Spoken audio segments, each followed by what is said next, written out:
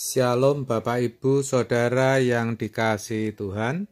Seri pengajaran hari ini berjudul Sempurna Apa Bisa?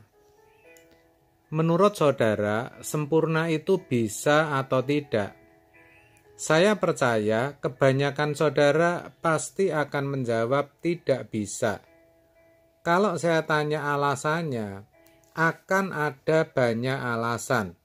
Misalnya, kan manusia itu sudah jatuh dalam dosa, Pak. Pasti tidak bisa sempurna. Kan yang sempurna hanya Tuhan. Tidak mungkinlah, Pak, manusia tidak berbuat salah sama sekali. Dan mungkin masih ada alasan yang lain lagi. Nah, sekarang saya ajak saudara berpikir logis ya. Dalam sekolah ada nilai 10, bukan? Kalau ada anak yang mendapat nilai 10 untuk matematika, bukankah bisa kita katakan itu sempurna? Artinya tidak ada salahnya. Kan begitu?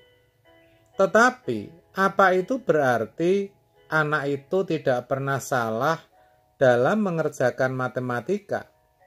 Tentu tidak, bukan? Pasti pernah salah.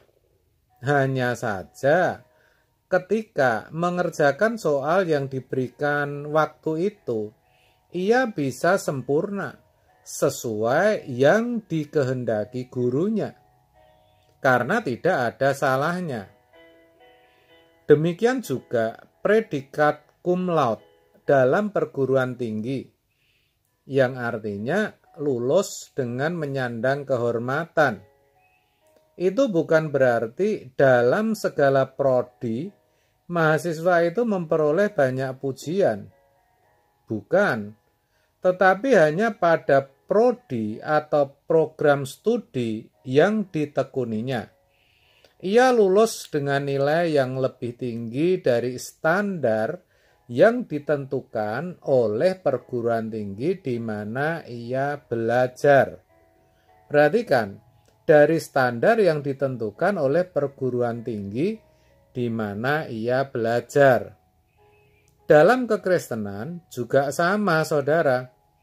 Kalau Tuhan berkata dalam Matius 5 ayat 48, "Karena itu haruslah kamu sempurna, sama seperti Bapamu yang di surga adalah sempurna." Tentu yang dimaksud di sini bukan kita harus atau bermaksud untuk menyamai Bapa, menyamai Tuhan yang memiliki kesempurnaan mutlak atau yang maha dalam segalanya itu. Karena pasti tidak mungkin dan tidak akan pernah bisa.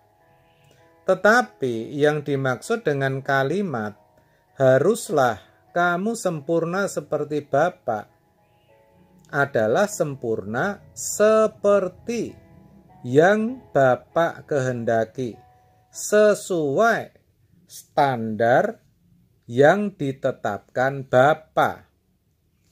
Lalu standar yang ditetapkan Bapa itu apa? Atau seperti apa? Sangat sederhana, saudara, yaitu melakukan kehendaknya, yang mana modelnya adalah putranya sendiri, yaitu Kristus Yesus.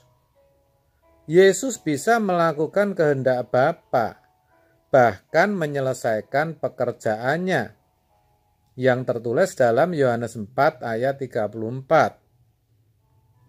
Bahkan sudah mendapatkan sertifikasi atau pengakuan dari Bapa sebagai anak yang berkenan. Matius 3 ayat 17.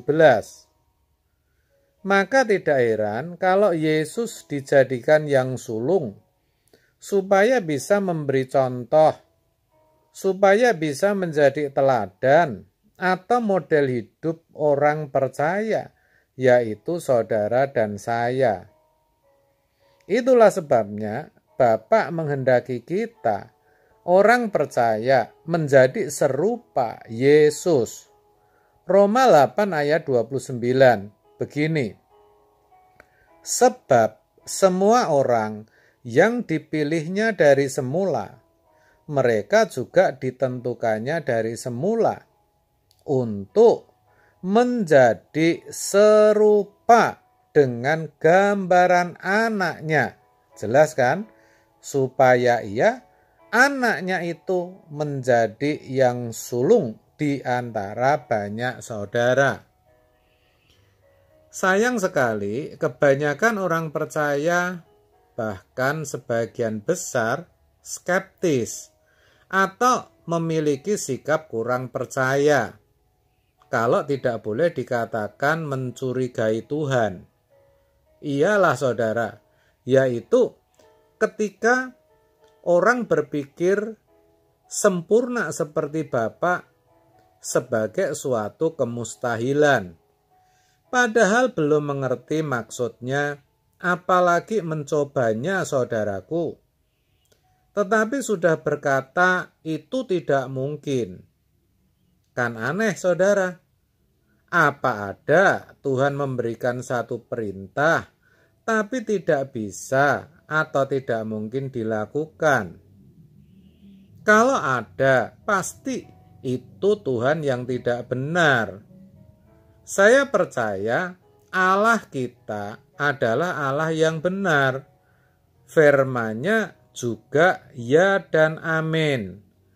Apalagi Yesus sendiri dalam segala hal juga disamakan dengan manusia. Demikianlah ditulis dalam Ibrani 2 ayat 17.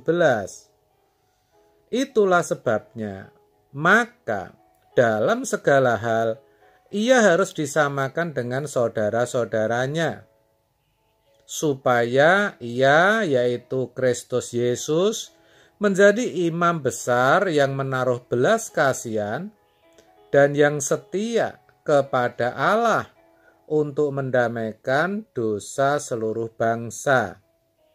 Itu artinya, Yesus ketika hidup di dunia, itu sama dengan kita. Bukan manusia tipe lain, saudara. Lah kalau Tuhan Yesus bisa melakukan kehendak Bapa, kita pun pasti bisa.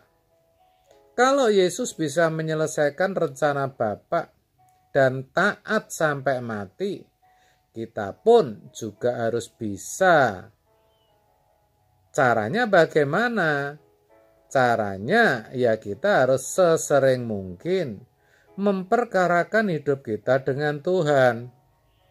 Apapun yang akan kita lakukan, kita harus rajin bertanya kepada Tuhan. Apa yang Dia kehendaki, apa yang harus kita lakukan terkait setiap persoalan dan masalah dalam hidup kita. Kalau itu kita lakukan, sebenarnya kita sedang masuk dalam proses kesempurnaan seperti Bapa. Semakin sering dan semakin lama, kita akan menjadi semakin sempurna.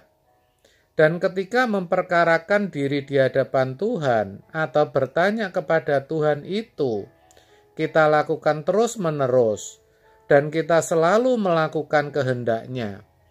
Dan itu sampai menjadi kebiasaan atau irama hidup yang tetap. Berarti kita sudah sampai ke tingkat sempurna seperti Bapa.